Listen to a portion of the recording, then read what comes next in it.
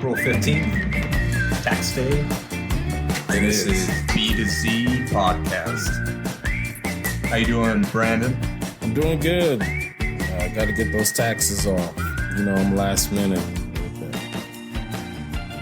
You haven't done yours yet? No, I haven't done it. I'm going to have to pay a little fee this year. I gotcha. Yeah, I hate taxes. Yeah, I think that's generally the case with everybody. Mm-hmm. Yeah. I get bullied all year and then bullied one more time. Here, pay this. We're doing a live session for today's podcast. So thank you, everyone, for joining in. It's a little early in the morning. It is. And today we have a controversial topic. Go ahead, Zach. Yes, we're going to talk about relationships today. And this was a big one.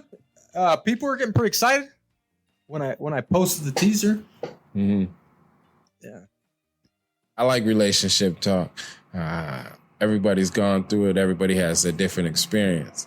So it's nice to get into relationships. Maybe I'll learn something because I struggle. Yeah. So I have our first question for you. Comes from Joanna. She says, sharing passwords for social media or phone, is that a good thing to do in a relationship or a bad thing? I think it's both. If your relationship can handle that, then do it. If you have a jealous counterpart or partner, then I wouldn't do it. Me and mine, we don't share passwords. That shit pisses me off a little bit. I feel like I should have the ability to go in your phone, not to snoop, but just access to like your wallet or something like that, you know.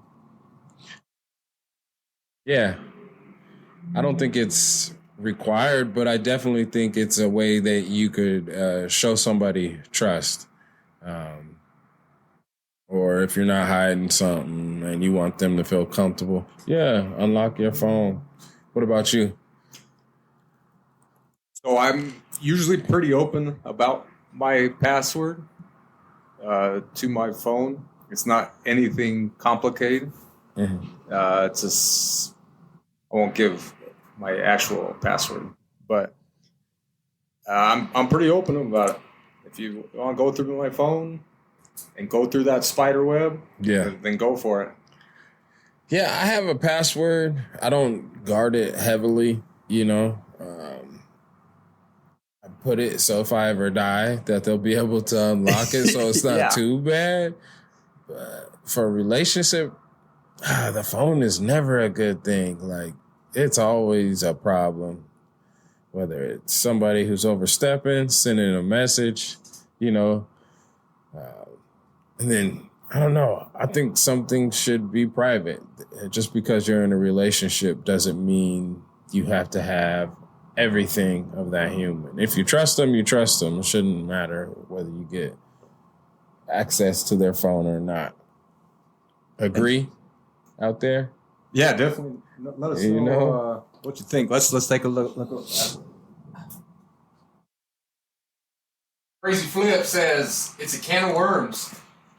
Yeah, I definitely agree with that. Yeah. Bringing your phone into your relationship is with old baggage and old pictures and stuff. Like, that's a grenade, a little time bomb just waiting to happen. You got to get rid of that stuff, you know, or hide it very well. Yeah, to me, it's like spring cleaning. Right. You know, you clean your garage, you clean up the house, the closets. You got to go through your phone every once in a while. Delete those old messages. Delete those old pictures. Mm-hmm. If they don't mean anything to you anymore, which they shouldn't. Right. Yeah. I don't know, man. That's I'm telling you, that's a... Just, I would love access just to have that peace of mind, but I would also like to keep a peace of mind, you know what I mean? Private. And it's just like, or something that isn't something that's not always tripped about. I hate having a phone. I think it's crazy how people get upset over phones. What somebody said, what somebody sent you. You know, as a tattoo artist, we get things sometimes that are just off, you know, titty pictures or people in the middle of the night, you know, drunk and just, you know, venting. They feel like tattooers are good people for that. So my phone sometimes looks like shit, you know. And then, I get a lot of pictures of clients and stuff like that. Yeah. So if you were to look through my phone and you had bad intentions on your brain, you could be able to get pissed off every single time you look, you know? So, I don't know. Perception.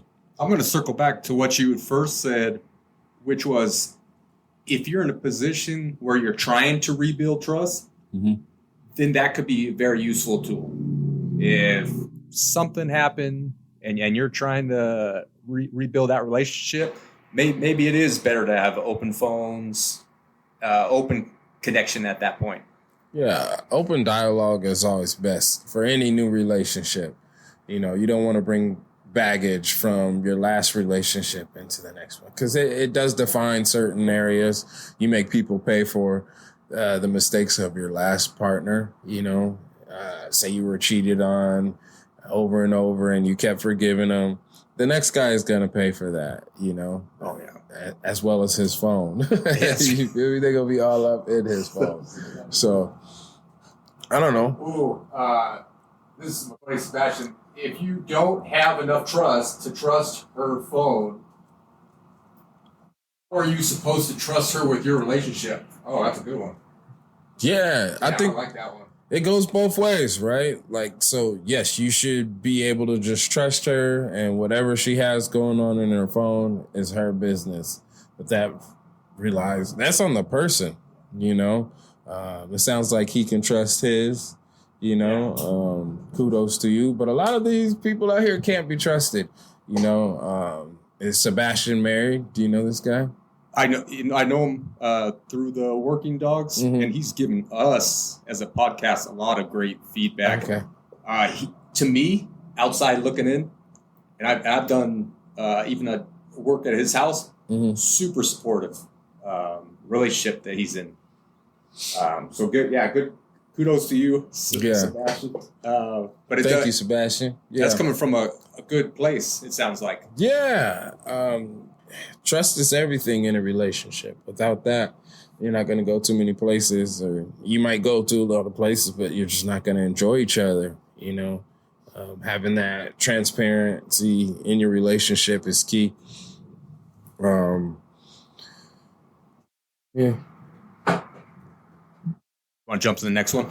Yeah, go to the next one. Let's see what else we got. So I'm going to go not to that big one. Okay. I'm going to go to some red or green flags to look for. Okay, red or green flags. And that came from Victoria. She goes to Cal Poly Pomona, computer engineer major. Okay. Red or green flags? Red flag for me, this is going to be petty, but the first one is dirty shoes. If you walk around with some dusty ass shoes, dirty shoes? Oh my God! If we're in a romantic situation and the first time I meet you, you have some dusty ass shoes on, I'm thinking that's game changer. Yeah, it's kind of like having dirty nails for me. You know what I mean? Yeah, it's like, oh, look at that there. You know, and nothing against y'all. This is mine. You know, but if you show up and you got some Crocs and some dirty ass socks on, or some Yeezys slides with some dirty ass socks on, that's a wrap. You're not fucking with that. That's a wrap. Yeah. Yeah. And that's I don't know. That's a little superficial, but I don't give a fuck. I don't care about that one. I just Well, what's another red flag? So I'll match you. But a green flag. Okay. I have off that. dirty shoes. That is good. Fuck your head up. But I do want, like, to me, a green flag is if that person feels comfortable. Okay. Not over the top comfortable, but does feel comfortable, but respectful of you. And that is in, like, when they're in your house, when they're around you, just PDA. Yes, all the above. Yeah. But you gotta put the time in. So maybe not right off the bat, but someone who you feel is already putting that effort right off the bat. That's a green flag. That's a green flag. Yeah. To make you feel comfortable. Because I like making people feel comfortable right off the bat. Okay.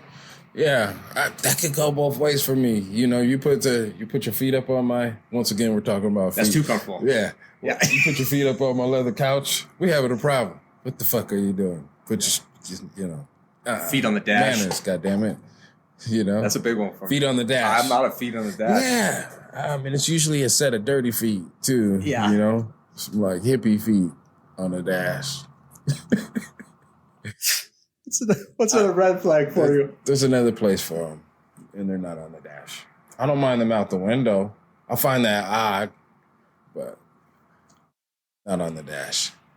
Relationships, guys, they're crazy. Red flags and green flags, that's what we're going through. Now, what's a red flag for me? If you don't drive, ambition.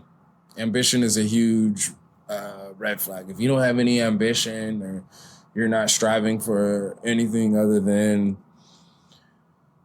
just a work and babies, you know, then that's a problem. I want you to have a little bit of dream in you, you know, a little glimmer in your eye.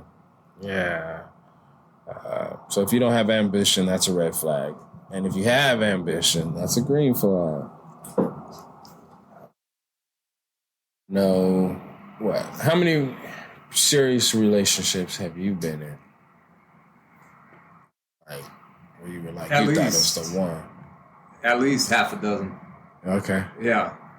So I consider my serious relationships were the ones I could put up with, if they could put up with for about a year, year plus. So I got about 6 real good serious relationships in there. Yeah. What do you think about those people that jump in from one relationship to the next? Serial monogamists. Or, serial daters or whatever they're called. Those people that just continue to date. They go from one to the next.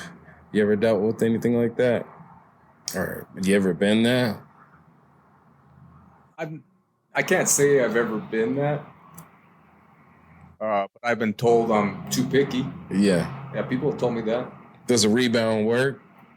For everybody out there listening, does a rebound person work? Does a rebound person work? And I'll even ask you this. Does going back to the same person ever work in your mind, in your experience? Yeah. I mean, I look at relationships as things that you choose you want to put time into. Just like a painting, it's your long-term project. I date with the idea of being the last person I date, you know, like, and I'm not big on marriage, so it is about commitment and a strong connection that keeps me, not just a ring or religion. You know, I want to know that my person is mine, you know, and that's not in a possessive sense, but like in an energy way. Like, she wants to be around me, I want to be around her. Relationships, I've always struggled with them because I'm very honest in them, you know, and sometimes you gotta lie, you know. What's a good lie in a relationship? What's a good lie in a relationship? Give me that. Well, so I felt very similar to you. I feel like I'm very honest in general. I'll spit out sideways shit, and sometimes it's not what people want to hear or what they were expecting. So that's similar with you. Right. But what is a lie to tell in a relationship? A good lie. She doesn't mean anything to me. Oh, ooh, shit. That was deep. Yeah, that's a good one, and that's happened to me.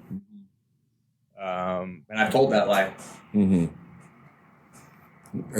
how did that affect the future of that relationship? Like, It usually eats me up before it eats them up. So that lie eats me up, and I have to do something about it. Yeah. I mean, shoot, there's several reasons. Like, if they ask me, oh, do I look good?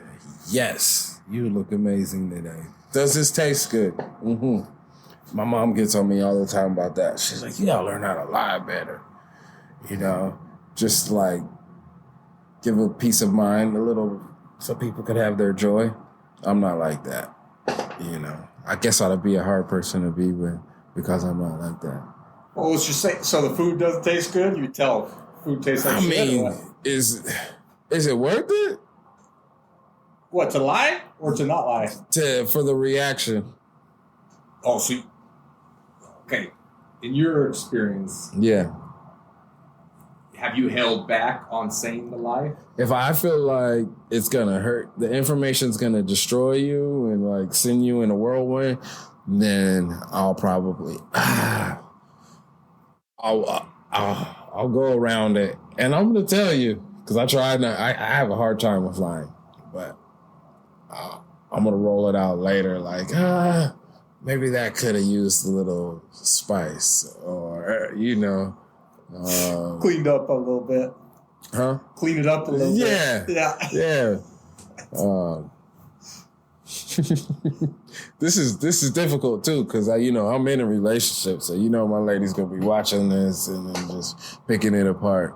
So there's your shout out. But I think that goes both ways. We're putting ourselves out there from our experience.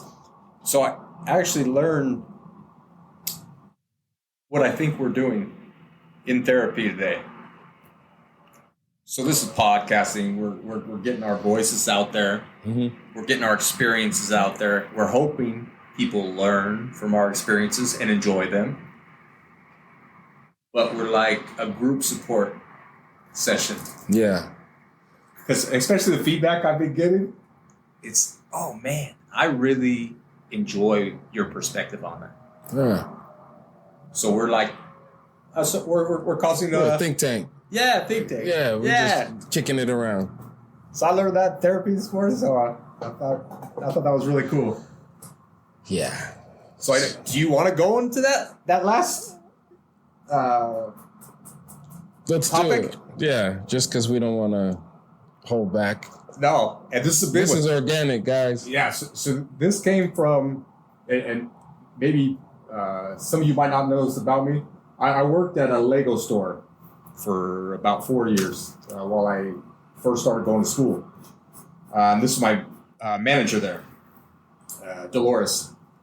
She put up the question, why society looks at marriage as being the end game or the goal in relationships. Why does society look at that? And as a caveat, is this tied into religion? Does religion make marriage bigger than what it is? No, I think it demeans it a little bit.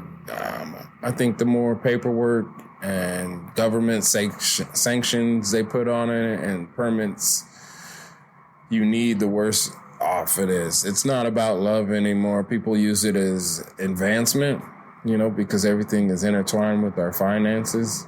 The end all of religion, man, I'm not a big enough Christian to answer that question. I was asking some people the other day, and everybody has a different perspective.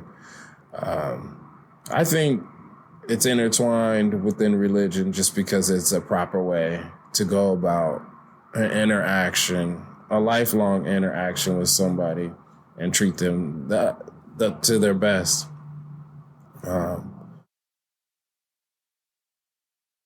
And God seals everything for everybody, you know? Whatever religion you're getting married in, I guess he seals it up for you. I don't know. When I get married, it's not going to be because God or my Christian roots. It's just because I'm devoting my energy to this person, you know? That's why I'll get married. If there's religious benefits to it, cool. You know, it's like one of those coupons you get for Baker's, Del Taco, you know, all of that stuff. If there's benefits to it, then sure, I'll take them all. All religious benefits, I'm all for it. But that's not why I would get married. I want to get married so my kids can see me walk down the aisle, change their mom's last name. But that's like political, religious stuff, you know? I don't necessarily need that. Yeah. And I don't know. I don't want her to feel like she can't run away either, you know? I'm not here to chain you up through paperwork or anything like that. At any time you want to go, you can go. Because if you truly want somebody happy, you know, you just want what's best for them. That's a crazy statement, but it's true. Yeah. It is true. What else we got over there? So another piece of this, and I feel like this is kind of interesting too. How do you feel about people that pry into each other's relationships and ask them why aren't they married, or why they did get married, or why their parents got divorced, or whatnot? And mind your business. That's none of your goddamn business. And how do you say to people, how can you be in a committed relationship without putting that title on it? Like, this is my wife. This is my girlfriend.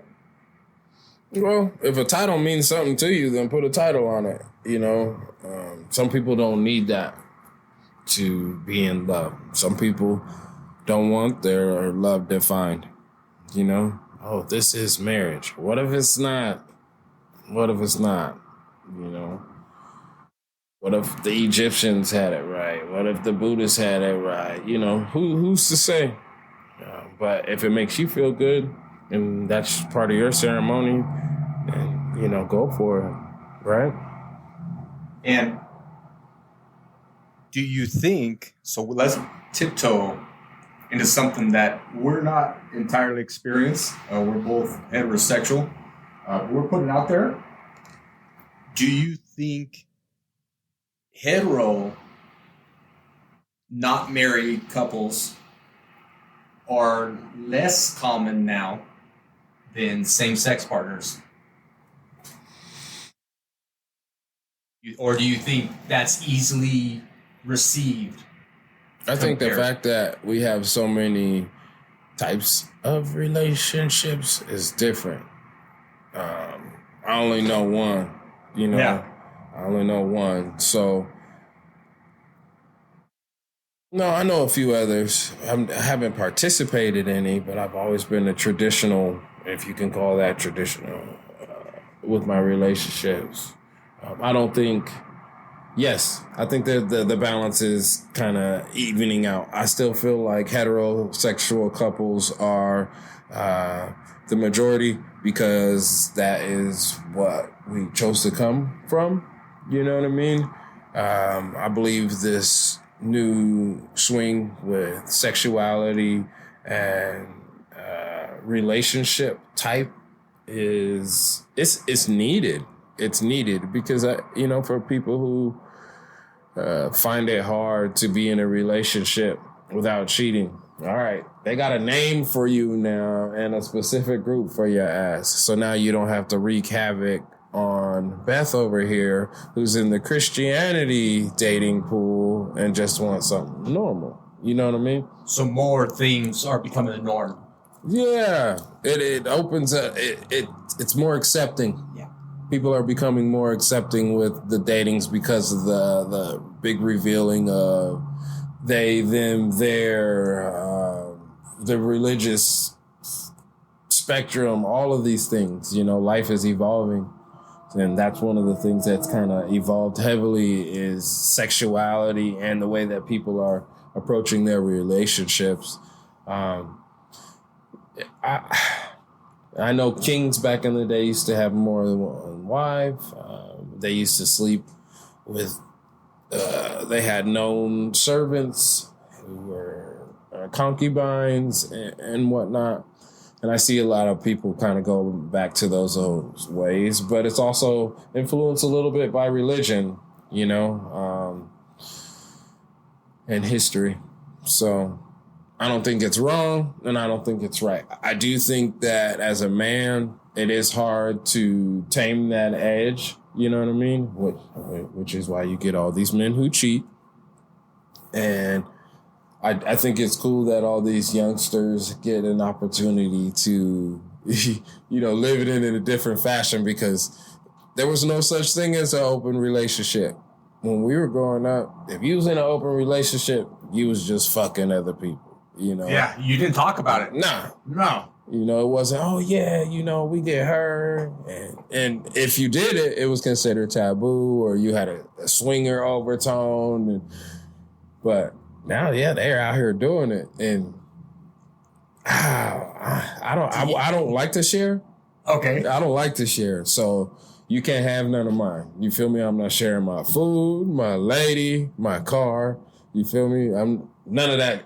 My phone. You can't make no calls on my stuff. Yeah, there's just some things that I'm not sharing, and my girl is one of them. Me being a germaphobe, bro? Are you kidding me? You know? If you. Are you kidding me? Absolutely not. These dudes be dirty out here, you know?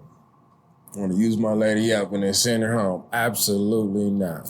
And to the open relationship folk out there, kudos to y'all for having the mindset to be able to get through that type of stuff because, man, I don't possess it. And it just shows me that we are so different in this world because, I don't know.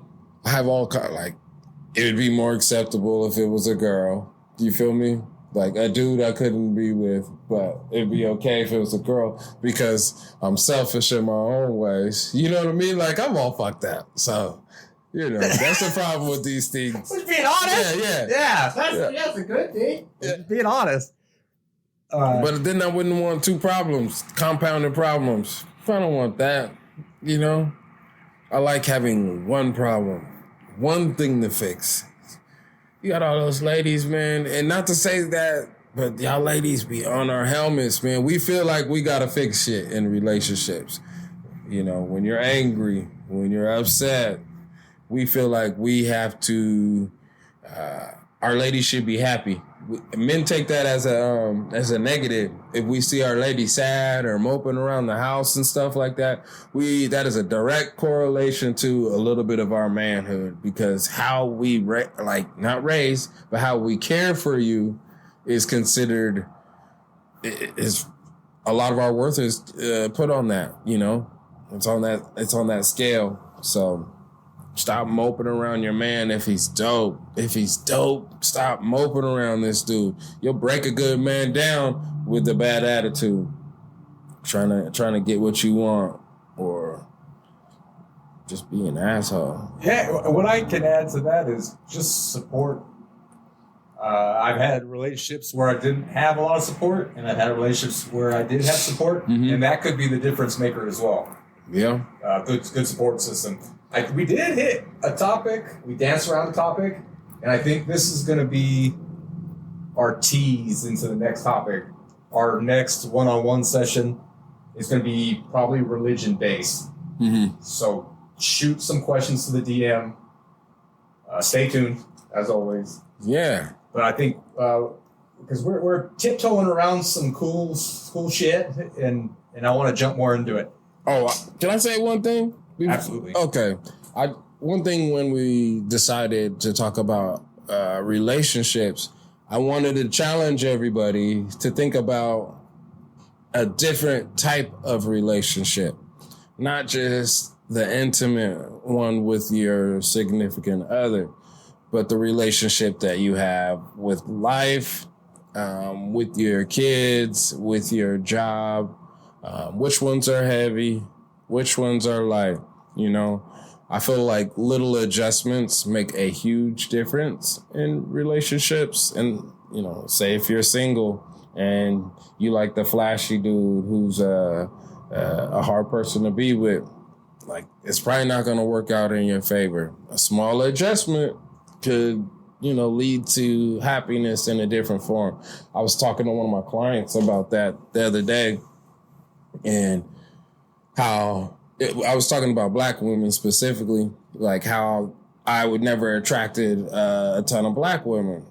And they were like, oh, yeah, you know, da-da-da-da-da. And I was like, well, for me, it's because they like a certain type, and I don't fit the demographic type of flashy. You feel me? Like, you know, and we were talking about a specific type of girl who likes a specific type of man. And she was complaining, oh, you know, these relationships, and I'm like, whoa, like, you dating shit.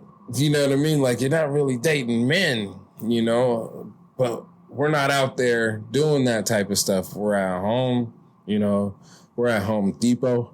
Yeah. You know what I mean? We're at AutoZone. We're doing things. So if you're looking for a quality man, it is not the dude at the club shining in front of you. That's a weekend warrior. You know, like, he puts on that best outfit. It probably took 2 weeks to buy those Balenciagas that he had to save up for. Like, catch a man like me in some Vans, chilling at the park, doing some yard work. You know, I think switching what you want and what you need is huge in relationships. So if you guys are single out there, it's not about what you want, it's about what you need. And that's huge for you, because you over there chasing the wrong thing, you know? It's like the dog chasing the semi-tire. Like, okay, buddy, one day you're going to get it, and your ass is going to get leveled. Yeah, you're not going to like it. And, you know, how many baby daddies should we count up? You know what I mean? We know there's a lot of people out there that have gone to the shiny dude rather than a reliable dude. And I am a reliable dude. I'm not a shiny dude. You could put a dude next to me who, you know, he's a peacock, you know, but I'm a fucking falcon. You feel me? Yeah. So, like, yeah, we don't have the same shine and stuff like that, but you definitely want to be on this side. So fucking change your mindset on relationships. And when you're approaching these things, yes, that motherfucker probably looks good. You know, same for men. Yes, she probably looks good. But bruh, is that what you want to sign up for? What kind of human being? You know, because there is a little bit of truth to, you know, you put so much time into your body, it is a little bit of narcissism. You know what I mean? And that doesn't mean don't do it. You know, be the best you can, you know, look the best you can for whatever that is. But do it in a healthy manner. Yeah. And that brought two things to mind for me. That's kind of a younger versus getting older mindset, too. You learn that. Mm-hmm. And you also brought something to the top for me. When I was in the military, I had a horrible, toxic relationship with the military. I was a machine on that end. I could get everything I needed completed, but all my other relationships struggled in one way or another. Right. So that was a bad relationship with my workplace. Mm-hmm. Yeah, I mean, relationships, it's like getting a new car. It's all exciting in the beginning. Hey, look at this. Like, it does this, it does that. And then it starts to feel normal. And da-da-da-da. So that's why you want to focus on the human being rather than just the look of them, you know? So, you ready for a roundup? Yeah. I got two quotes again. Bring them on. One's by the author Charles Dickens. Okay. The pain of parting is nothing compared to the joy of meeting again. So I feel like that goes along with maybe a relationship didn't work out the first time around. maybe it can work out a second time. You believe that? Yeah. Yeah. You? Yeah. I'm in a relationship like that. I'm in one like that but it takes two. Yes. I can believe till the cows go home, but I still be fucking up, creating issues and all kind of shit. There's two counterparts, but on my side, 10 toes down. Then I got a deep one by the philosopher Epicurus. You don't develop courage by being happy in your relationships every day. You develop it by surviving difficult times and challenging adversity. So I feel like that fit in well to a good portion of our show as well. Mm-hmm. So many people give up on relationships.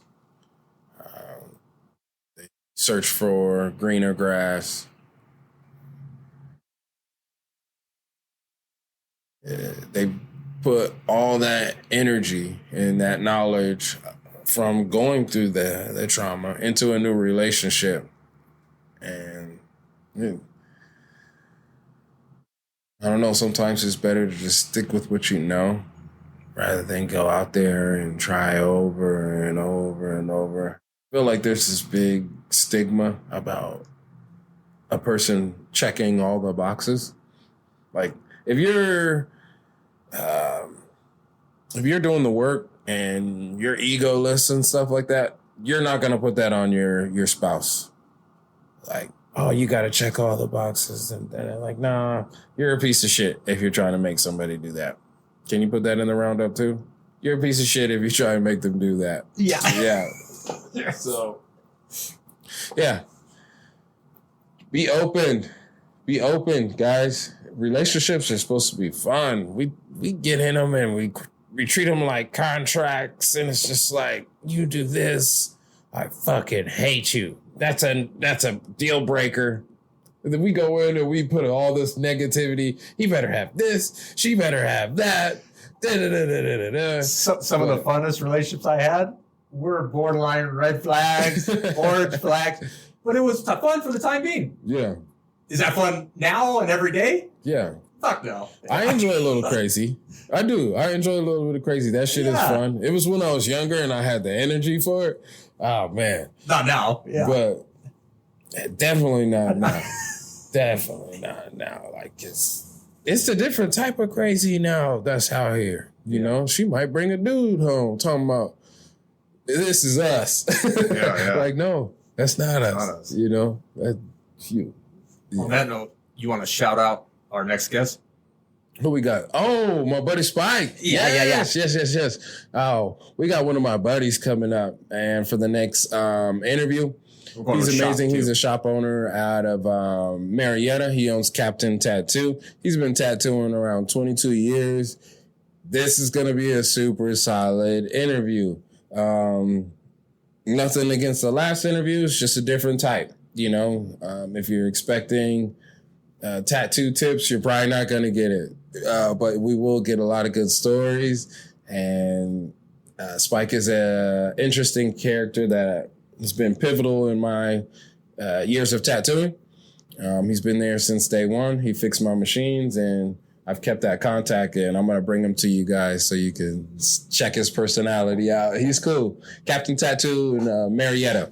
All right? Spike Moore. At Spike Moore on Instagram. So big shout out to Spike. And shout out to Michael Welch, too, for being our first guest. Hopefully you guys like that. Yep. Yeah, I'd also like to shout out. We did have technical issues. We had technical issues. So if you're listening to that last episode and it sounded pretty shoddy, I apologize. We thought it'd be cool for our new guest to open up a brand new mic, and that mic was damaged. Well, we got the Silver Fox out. So we got a brand new mic. Yeah, we're classy. Yeah, we got the arm. Yeah. So we fixed that. We're good. Yeah. Okay. I'd like to shout out my buddy. He keeps giving me support, so I'm gonna shout him out. Rob. He was my gunner. Oh, Gunny Rob. Yeah, in Afghanistan, and he's working his way up the military ladder. I'm proud of him. Okay. I'm really proud of him. He's gonna probably do his 20 years and retire and all that. Yeah, totally shadow what I did, and I'm super proud of him for that. Oh, shout out, Rob. We appreciate your service, brother. They're not the same, but I worked with them both at Lego. One, Sam, he's been giving us a ton of support. He's probably gonna be the next Arnold Schwarzenegger. He's hitting the gym like crazy. Oh, damn. And my buddy Tomas, I tell him, I go, it's like you get tiered advice. It goes from Brandon to me to him, and then back around the circle again, because I get advice from him as well. Yeah. So big shout out to him. Shout out to all our supporters. This is fun. This is the end of our show. Hope you guys have a great day. Thanks for listening. Bye.